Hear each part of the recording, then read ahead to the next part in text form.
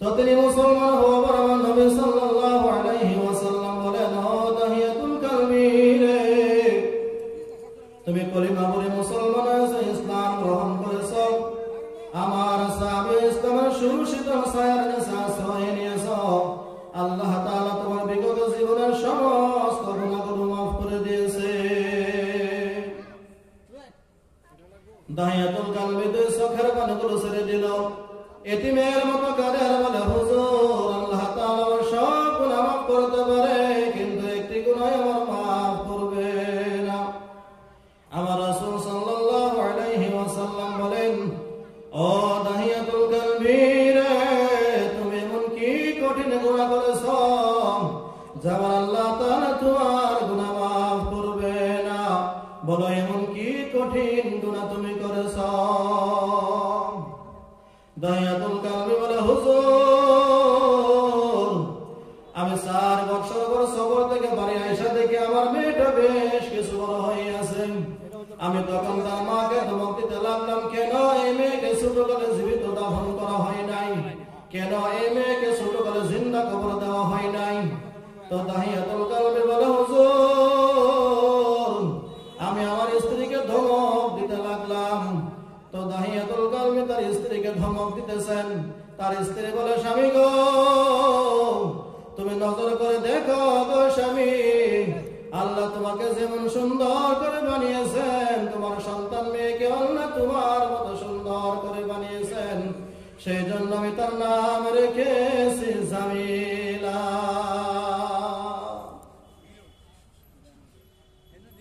জামিলা নামের অর্থ হলো অধিক সুন্দরী। তো জামিলার মা বলে, স্বামী গো, আমি তার নাম রেখেছি জামিলা, এমন সুন্দর মেয়েকে আমি কেমন করে জীবিত দাফন করে দেই? দাহিয়াতুল কালবি বলে, হুজুর, এবার রাতে যখন আমি বিছানায় শুইতে গেলাম, আমি আর আমার স্ত্রী মাঝখানে ওই মেয়েটা শুয়েছেন। শুয়ে একবার আমার মুখের দিকে তাকায়, আর একবার তার মায়ের বুকের দিকে তাকায়। আমি তখন চিন্তা করতে লাগলাম, আহারে, এমন সুন্দর মেয়ে।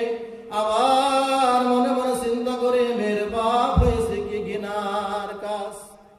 তখন মনে মনে সিদ্ধান্ত নিয়েছি, আগামীকাল সকালে পাহাড়ের কিনারে গিয়ে গর্ত করে ওই মেয়েকে জীবিত দাফন করে দিব। তো সকালে উঠে স্ত্রীকে বললাম, ও জামিলার মা, জামিলাকে গোসল করাইয়ে নতুন জামা পরাইয়ে দাও, আমি জামিলাকে নিয়ে বেড়াইতে যাইব। তো জামিলার মা জামিলাকে গোসল করাইয়া নতুন জামা পরাইয়া দেয় এবং জনমের মতো 2 লোকমা খানা তার মুখে দিয়া দেয়।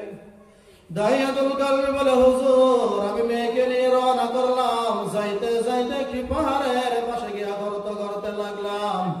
মেয়েটি আমার পাশে দাঁড়াইয়া রয়। গর্ত করার সময় মাটির ছোট ছোট টুকরাগুলো এসে আমার দাড়ির উপরে লেগে যায়। মেয়েটি আমার পাশে দাঁড়াইয়া তার নিজ হাতে দাড়িগুলো সাফ করে আর বড় বড় বলে, আব্বা গো, এটা কিসের গুহা, এটা কিসের গর্ত, কার জন্য করতেছ এত গভীর করে?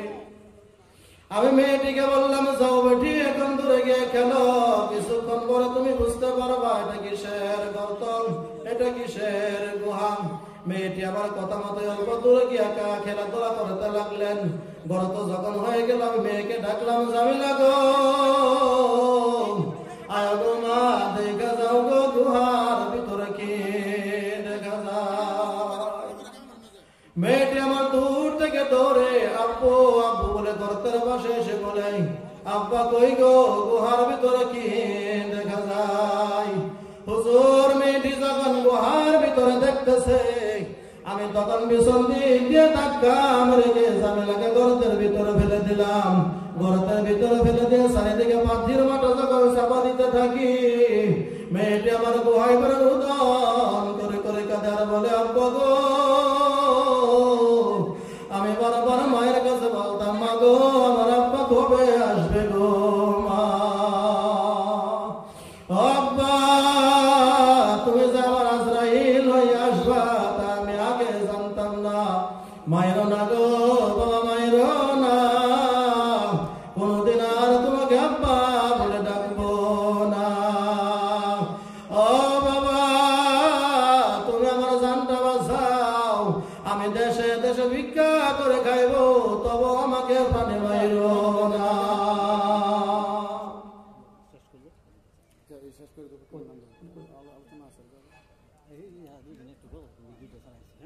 তো দাহিয়াতুল কালবে বলে হুজুর আমার একটু মায়া লাগলো না, দয়াও লাগলো না, আমি পিছন দিক দিয়ে ঝামেলাকে ধাক্কা মেরে গর্তের ভিতরে ফেলে দিয়ে চারিদিকে পাথর মাটি যখন চাপা দিতে থাকি, তো মেয়েটি আমার গুহায় বেড়ে রুদন করে করে কাঁদে আর বলে, আব্বা গো তোমার মতো নিষ্ঠুর পিতা, তোমার মতো নির্দয় পিতা এই দুনিয়ায় নাই। হুজুর আমি কোনো কথা না শুনে ঝামেলাকে চাপা মাটি দিয়ে চলে আসি। মেয়েটি আমার গুহায় রোদন করে করে কাঁদে, আজ পর্যন্ত নিশিরাত্র যখন হয়ে যায় গো হুজুর, রাত্র শেষ হয়ে যায় কিন্তু আমার চোখে ঘুম আসে না। ঘুমাইলো স্বপ্নের ভিতরে দেখি মেয়েটি আমার গুহায় রোদন করে করে কাঁদে আর বলে, আব্বা গো তোমার মতো নিষ্ঠুর পিতা, তোমার মতো নির্দয় পিতা এই দুনিয়ায় নাই। হুজুর আল্লাহ তাআলা সব গুনাহ মাফ করতে পারে গো হুজুর, কিন্তু আমার একটি গুনাহ মাফ করবে না।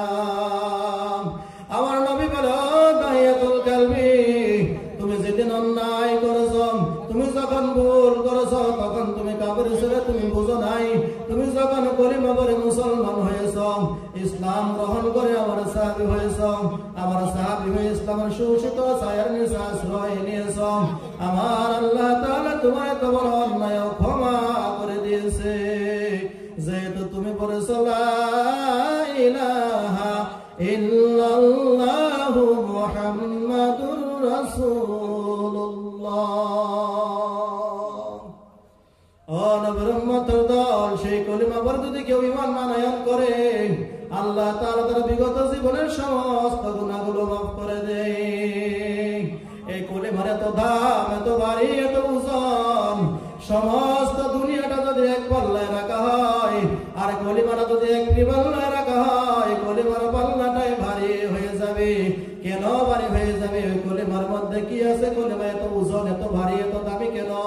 ওই কলিমার মধ্যে আছে ভাই গো, যিনি সমস্ত কুল কায়নাতের মালিক, যিনি আসমান জমিনের মালিক, তিনি হইলেন লা ইলাহা ইল্লাল্লাহ। আর যিনার কাছে সমস্ত কুল কায়নাতকে সৃষ্টি করেছেন তিনি হইলেন মুহাম্মাদুর